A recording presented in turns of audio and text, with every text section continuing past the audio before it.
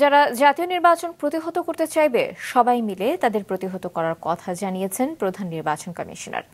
এদিকে স্বরাষ্ট্র উপদেষ্টা জানিয়েছেন, নির্বাচনকে সামনে রেখে লটারির মাধ্যমে 64 জেলায় এসপি পদায়ন করা হয়েছে।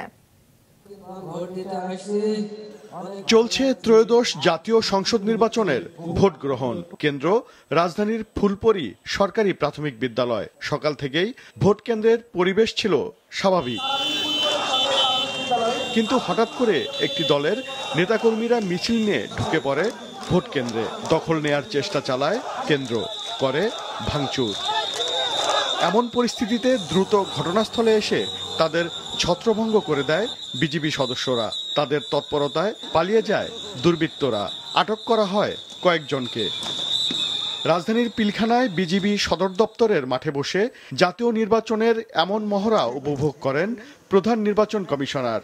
পরে সিইসি বলেন, সুষ্ঠু ও নিরপেক্ষ নির্বাচন নিশ্চিতে সর্বোচ্চ প্রস্তুতি নিয়ে মাঠে নামছে আইনশৃঙ্খলা বাহিনীর সদস্যরা। যারা নির্বাচন প্রতিহত করতে চাইবে, উল্টো তাদের প্রতিহত করা হবে। আইনশৃঙ্খলা পরিস্থিতি আমি বলবো না যে একটা পারফেক্ট, বাট ভোটের তারিখ আসতে আসতে দেখবেন যে everything is falling in line এবং সবকিছু ঠিক হয়ে যাবে।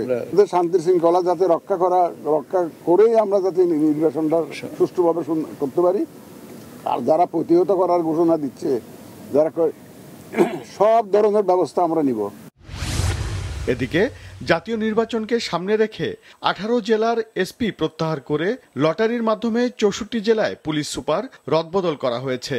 স্বরাষ্ট্র উপদেষ্টা জানিয়েছেন, জেলাগুলোকে 3 শ্রেণীতে ভাগ করে এসপি রদবদল করা হয়েছে।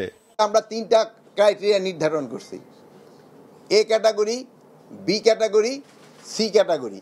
এটা করা হয়েছে জেলার আয়তনের বেসিস না, আমরা ওই আইন শৃঙ্খলা পরিস্থিতির উপর নির্ভর করে। তো 64 থেকে আমরা 18 জন আমরা উঠে আনছি।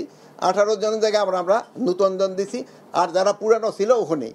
তারপরে ওই লটারি করে যারটা যেই জেলায় যার কপাল আসছে ওই জেলা ছেয়ে পড়ছে। নির্বাচনের আগে একই কায়দায় ওসি রদবদলের কথাও জানান স্বরাষ্ট্র উপদেষ্টা।